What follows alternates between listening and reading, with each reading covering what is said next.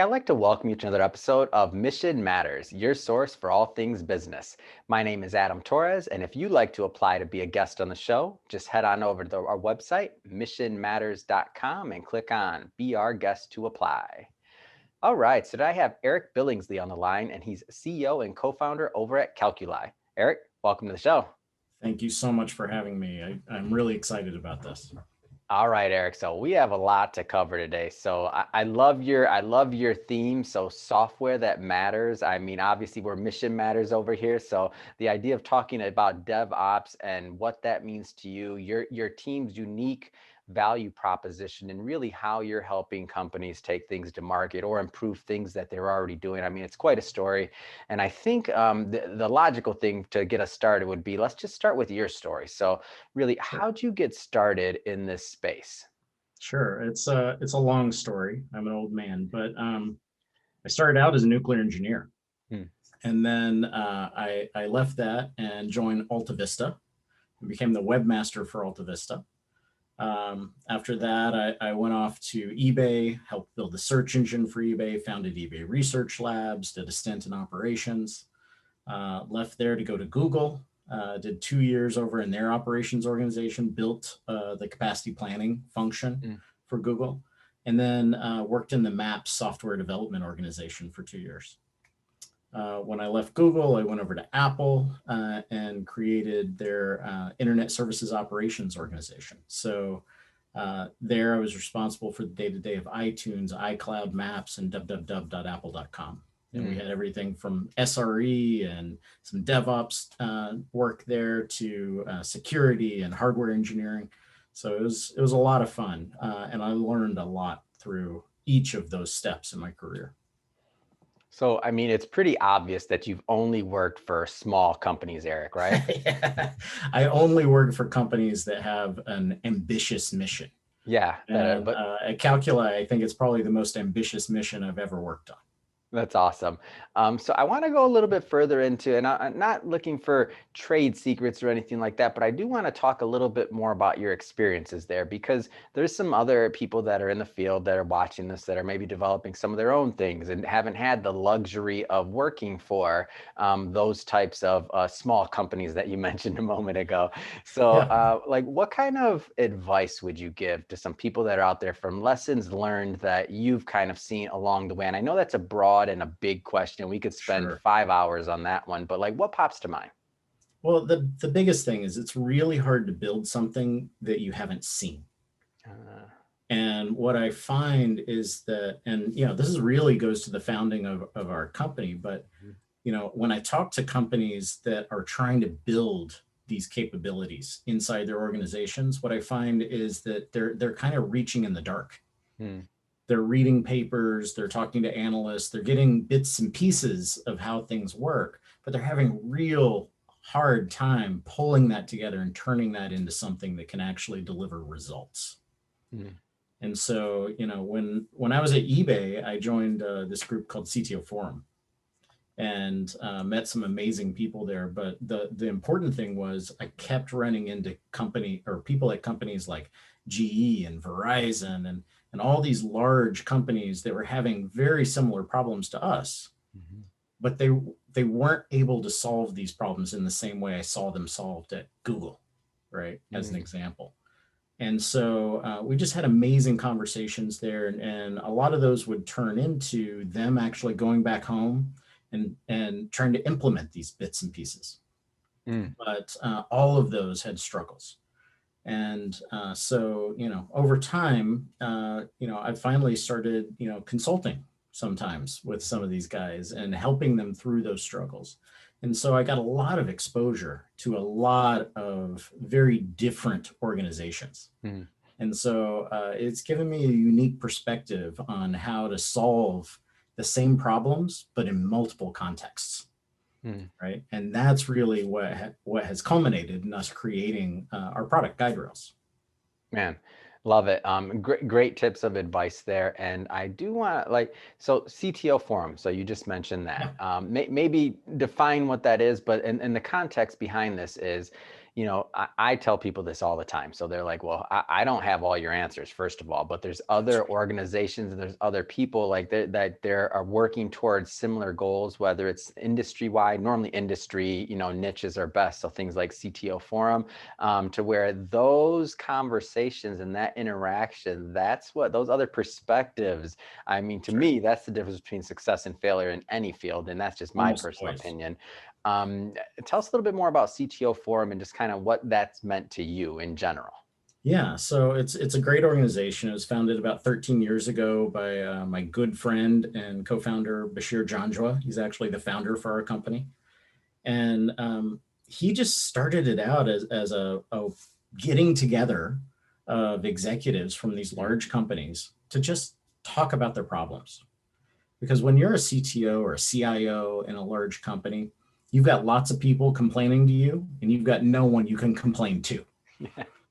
And so just having a safe space to have those conversations was really the goal. And so he pulled that together. We had Werner Vogel was actually at one of the first dinners. We've had just amazing people come join. And over the years, it's evolved. So we actually just had an event last week with 130 CTOs and CIOs from companies all over the world on Zoom.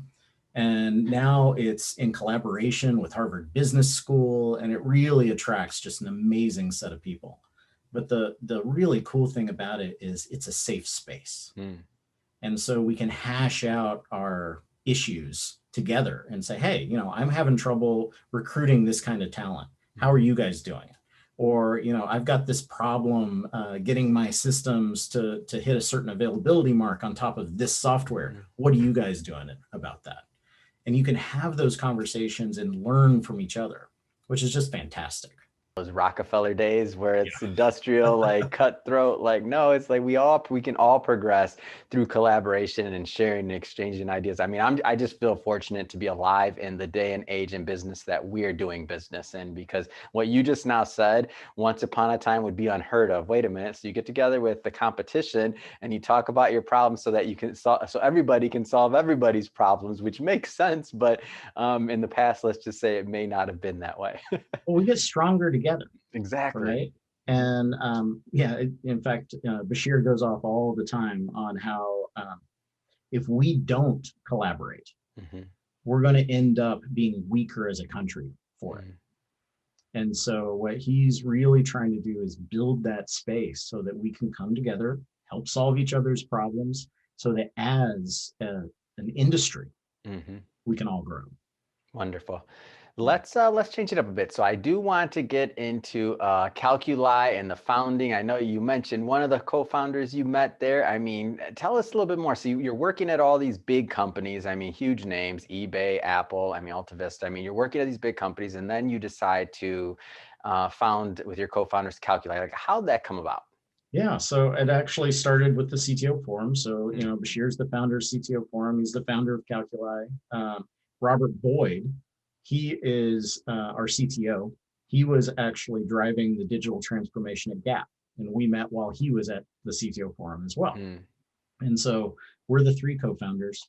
But it really goes back to Apple.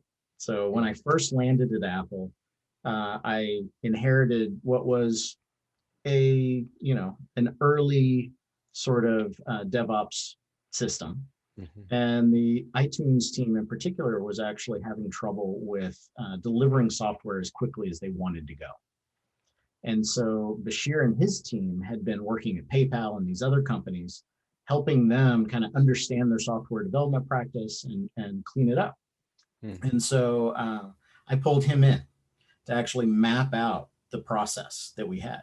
Because at that point, iTunes had been going for about 12 years. And the entire process was, well, when I'm done with my piece, I throw it over to Jake. And when Jake's done with his piece, I have no idea what he does with it. So we stitched all of that together for them and found that there were some really critical points that they were having trouble. And so Bashir and I basically did some brainstorming on how we could clean that up. And we leveraged a lot of my learnings from Google and came up with a plan to automate major steps of that process. And so we did a proof of concept of that. It was a big success. And then Bashir took that. And as he was working with all these other companies, he's like, hey, it's the same problem over and over and over. And so all these companies are building these teams of 20 to, I've seen some with over 100 engineers working on their DevOps infrastructure. That's a huge investment. That's millions of dollars. And in most cases, it's not working well. And so Bashir and I kept talking about it. And we're like, someone's just got to solve this. DevOps is a collection of little tools, most of them open source products that solve 30-minute slices of what for most companies is a 6-month problem. And if you're optimizing 30-minute slices, it's going to take you a long time to make a meaningful impact. But we are able to, because we take much more of an end-to-end view of it. So we get everything from code commit all the way out to cloud deploy. And then we collect data through the whole process. And so we give you a depth of understanding of what's going on that allows you to drive performance and audit trails and everything you need to really develop software that matters at speed and at high quality. And you're just not going to get that by using off-the-shelf open source components and trying to piece it together yourself. And so we started talking to all these different companies about their unique needs. And we found out the needs aren't that unique. They're all very similar. And so it felt to us like CRM back in the 90s, right? Where every company is out building their own CRM process. And then Salesforce comes in, right? And everyone switches over almost overnight, it felt like. It was a decade, but it felt like it was overnight. And I think we're about to hit that same sort of breaking point with DevOps. And so what we're doing is really pulling that together, pulling together the process, pulling together the data, pulling together the automation to allow engineers to get their software to their customers very quickly and with high quality. No, this is great. And I love your example, by the way, for CRMs, because I didn't grow up in that age of building your own. So in my age, I always had off the shelf. It was just a matter of, did I want to spend more for something like a Salesforce, or do I want Zoho, or do I want, so that was just my age, dating myself. You've been in this industry longer than me. But that being said, I did work at big companies that had these other legacy CRM systems that you're like, where'd they get this? And they're like, oh, they built this. This is why. That's right. And it turns into a big sunk cost problem for them, right? For sure. If you've invested tens of millions of dollars, it's really hard to move off to something, even if it's an order of magnitude better. But the payback is enormous. And so for the companies that are willing to make that move, we're going to see the same thing in this space. So let's get a little bit, so software that matters, working in the DevOps space to solve problems that are happening over and over again at companies that, even though some companies may think they're unique problems, they're probably not in many cases. And there's other companies with the exact same problems, hence the CRM example. Let's get a little bit more specific. Like, let's put some meat around this. Like, what specifically are you doing that you feel is maybe a different value proposition in this DevOps space? Sure. So let's just talk about the day in the life of an engineer, right? So if you're doing real DevOps, your engineers are actually responsible for the quality of their applications all the way from cradle to grave. So if something goes wrong in production, the engineers are fixing it. If something's not being tested, it's the engineer's job to write those tests and get it tested. Most companies aren't there yet. And so it's still a distributed set of jobs. So you still have QA teams who are writing tests. You still have ops guys who are deploying the code. And everything turns into a big finger point, right? When something goes wrong. In our system, what we've done is really made everything configuration is code, policy is code, and we have data collection of every step in the process. So I see every project that you put in Jira. I see every commit you put in Git. I see every test you run. I see every deployment you do. I see configuration changes. I see you change passwords to databases, right? All of that is visible. And so for the engineer, we're able to pull all that data up and actually show it to them at the same time they're running their builds, they can see the impact of every change they make. Wow.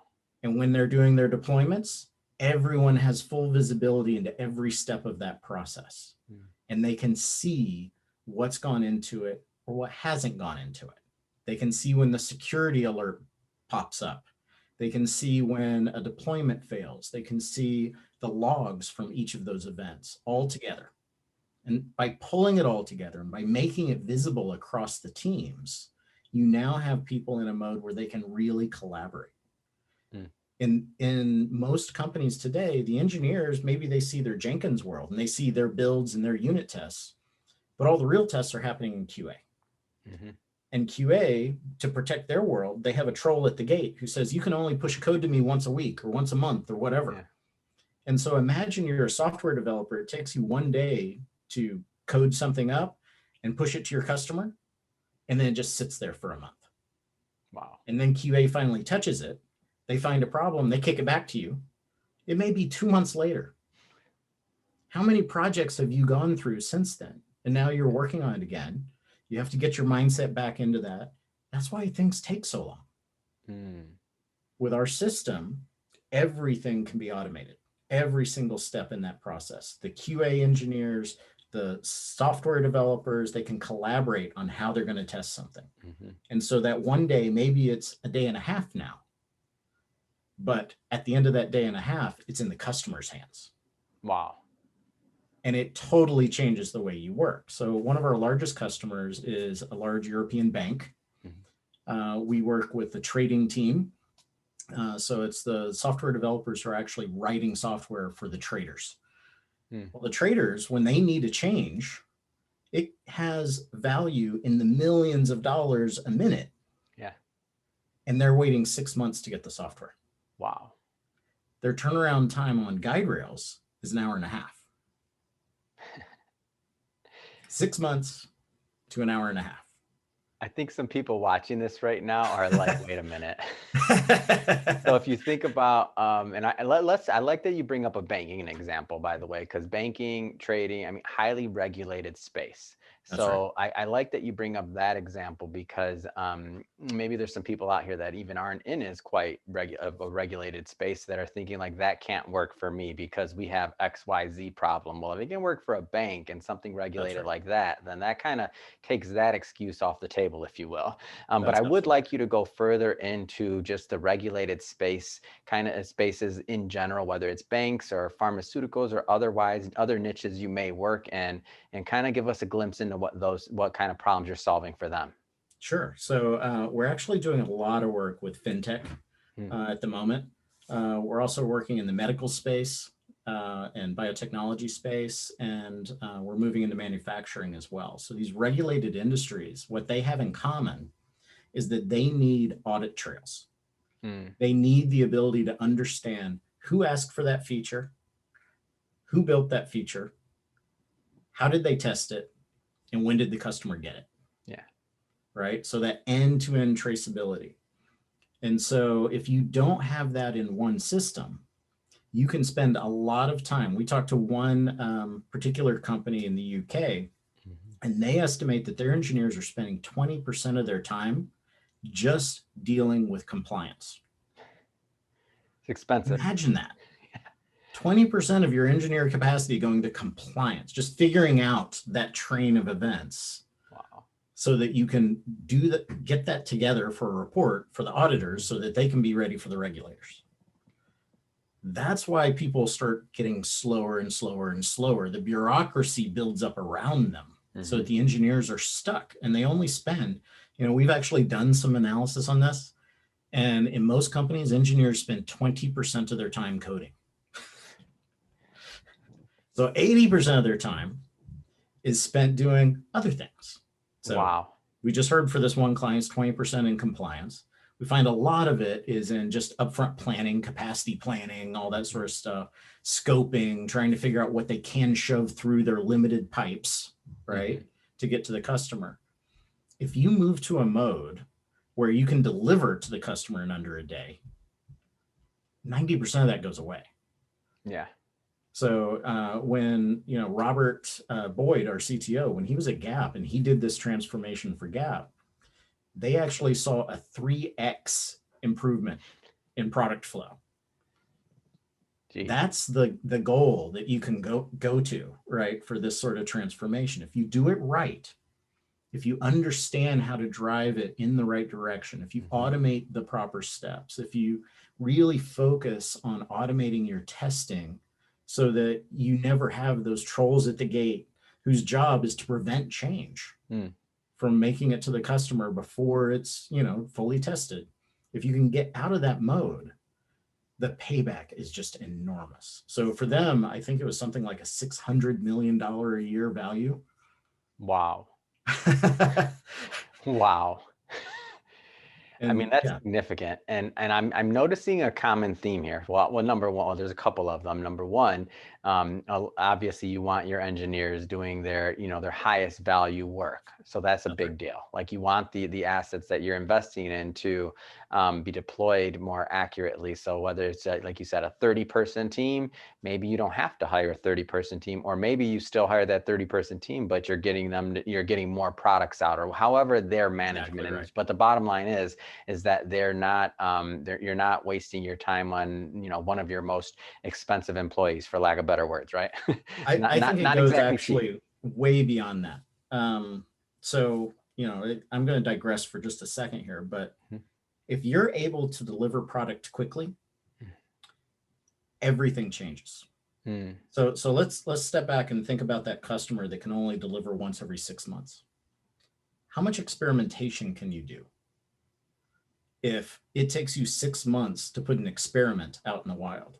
And how much risk are you going to take with that experiment? Yeah. Almost none.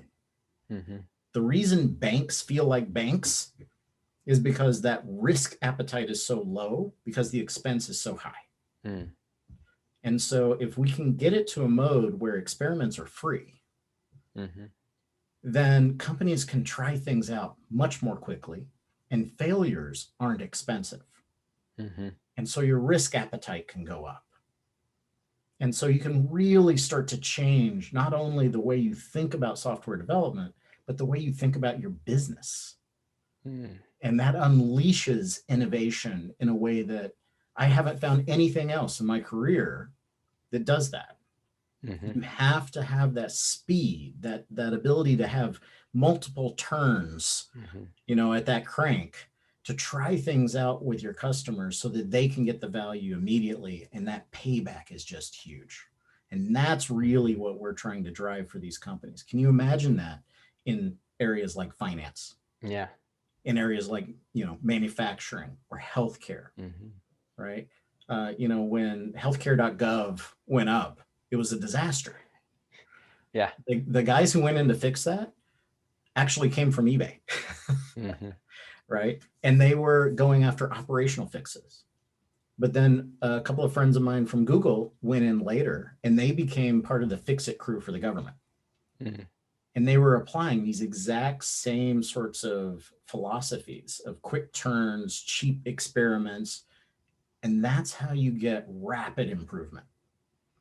So I think there's a whole generation of engineers that have been held back by bureaucracy that we're going to unlock and unleash. And out of that is going to become a true improvement in productivity. If you look back over the last 50 years, with computers coming in, we've seen a lot of improvements in profitability. We've seen a lot of improvements in kind of speed to market, but we haven't seen a huge productivity boost. If you look at the data, the biggest productivity boost in history came with air conditioning. This is the way we're going to unlock the productivity boost from computers. Oh man, that's exciting. And I mean, the key here that you've mentioned multiple times really is speed. So That's right. speed is what's changing everything. Speed, and obviously, if you can make these experiments free, and quick, and not have much pain to reorganize, that's another big component that fits into it all. But what it also does, though, just on the higher level, in my opinion, is it's making, some of these large companies more flexible to think more like a startup. And I think a lot of the companies, if we look back, I don't know, 5-10 years ago, when we think about the idea of a disruptor and how companies are disrupted, it's typically due to an innovation by a startup that kind of eats the incumbent's lunch, so to speak. So why? Because they're quicker, they're more agile, whether it's the tools, lack of legacy systems, like these new, like the challenger banks that are coming up, which you think about a challenger bank that has everything online or all these other things, and how are they able to do this so fast and provide XYZ that a large bank that you've been with 20 years may not at this point be able to do? And you kind of sit back and wonder, and I think you answered the question today. It's not that the large bank doesn't want to, it's that it's a very costly and timely proposition that might take that large bank a year to make one little small simple change, where the challenger bank, that just because they're smaller, they are operating on different systems, no legacy systems, things like that, they can implement newer features that feel better and have a better better platform feel than maybe some of the other ones quickly, because of the processes and things you're talking about. So now it kind of flips the table back to where, okay, well, if these incumbents, if you will, are which have the resources, have the manpower, have the knowledge, but maybe don't have the processes that you're managing or the ability due to the DevOps. Really, this gives them more of an opportunity to innovate themselves and to disrupt the space themselves, so to speak. That's absolutely right. That was a big thing that concerned me in my career, especially when I was at eBay. One of the, I talked briefly about how I moved from search engine development and research labs over to operations. I get questions all the time. Why would you do that? Right? Because I loved working on the search engine. I loved research labs, but I moved over to operations because it was taking us 6 months to get a server. Wow. And if it was taking us that long to get hardware equipment, we couldn't actually push our innovations. The same problem I was wrestling, I was talking about earlier, where if it takes you 6 months, your appetite for experimentation goes down. We were hitting that. And so I had to fix it. And so, I volunteered. I went over and I pulled apart that process of hardware development or hardware deployments.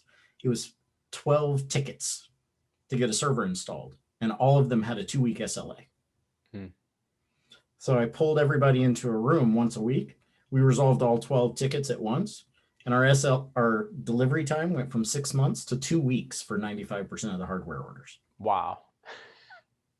Suddenly, you're in a different world, right? Yeah. And that's the power of changing the process. Everyone was doing a good job before. They were all hitting their objectives. They were all delivering for their customers. They were all doing exactly what they said they were going to do. Check, check, check. But the outcome wasn't what people needed. And so when you kind of turn things back and you say, what are we trying to achieve? And what is our process for achieving that new goal? That's when magic happens. And so that's what we bring. Our product is an embodiment of that. And one of the big things that we solve for customers, I talked about cloud deployments. Our system, we can install it in the data center running on VMware. You can build your application for deployment in that environment. And with a config change, I can have you in AWS, Azure, or Google, or a Kubernetes cluster. Right? And so your fear around hardware availability evaporates, right? You can go into ephemeral test environments. You can do all these things that most companies just kind of don't even think about because their security requirements mean they can't go directly to the cloud. I'm opening that up for them and making essentially a cloud inside their data center that they can now finally leverage. And so it's been a huge value add that we've brought to some of our customers, and on top of that, I don't do anything small. So everything that we built on top of allows us to scale. Mm. And so the same system, you can install it for 10 developers, or you can install it for 10,000. It's Wow. the same application. And so it really is intended to scale for these large organizations, which right now, if you look in the space, nothing is really meant to do that. If you look at, I don't want to name my competitors, but there's quite a few in this space. And other than the cloud providers, none of them think about scale. And with the cloud providers, they're offering you a very disjointed set of capabilities that you still have to pull together. My favorite is a certain cloud provider has a wonderful sheet that you can read. It's a 25-step process for storing a database secret and using it. It will take you all day to run through those 25 steps. For us, open up a little window, add in the secret. It's available to everybody below that in your hierarchy. Wow. Right? Yeah. Simplifying these things, allowing the engineers to really own the process, allowing them to move quickly, and then reflecting back the security outputs, the code scanning, the test output, the logs, all of that coming back to them in one UI allows them to own it responsibly. And everyone wants to do a good job. So if you just give them the data to do it, they'll do it. That's awesome. It makes total sense. I want to talk a little bit more about your team and just and what makes you so unique. So we can already see based on our discussion, what you're doing at Calculi, the value proposition is unique and it's different. What makes the people or the team that are pulling this off unique? Well, the big thing is that we've done it, right? And we've done it with those other tools. We just weren't able to do it in the way we wanted to because we didn't have the platform yet. And so, Bashir Jandra, he has worked with in-depth, amazing companies from all over the gambit in terms of size and need and everything else. He ran a software development organization that helped build the e-commerce engine for HP. Right. He's worked with Walmart. He's worked with PayPal. He's worked with all these great companies. And just bringing that experience to the group has been amazing. And especially those relationships, because we're able to talk to those companies and ask them about, their challenges and build that into the product. And then Robert Boyd, he's our CTO, having led that digital transformation at Gap, driving a large team of engineers to have the data they needed in order to perform, having the management have visibility into the metrics to drive that. We've baked every bit of that into our system. And so, my experience at Google and eBay and Apple has been really important for understanding how to drive a cultural transformation as well, right? So, building a research lab in eBay, if you've ever read any of the old papers on how eBay ran with train seats and all that sort of stuff, it was all about throughput, very little about outcomes. And so research labs was all about outcomes. Yeah. And being able to create that safe environment for experimentation, that was a political battle as much as anything else. And then at Google, building up that capacity planning muscle inside something as big as that, where we were doing capacity planning at the level of megawatts, right? So how many tens of megawatts per quarter are we going to deploy in what regions of the world? That was our building block, right? Wow. Huge. So you think about things very differently. And then when I got to Apple, it was a complete cultural transformation. I walked into a team of 90 system administrators and DBAs who were running NetApp filers and Oracle databases, right? And moving that organization to be one of the largest web operators on the planet. By the time I left, we built our own internal storage capability with 2 exabytes of storage, right? you don't do that unless you're at the top of your game.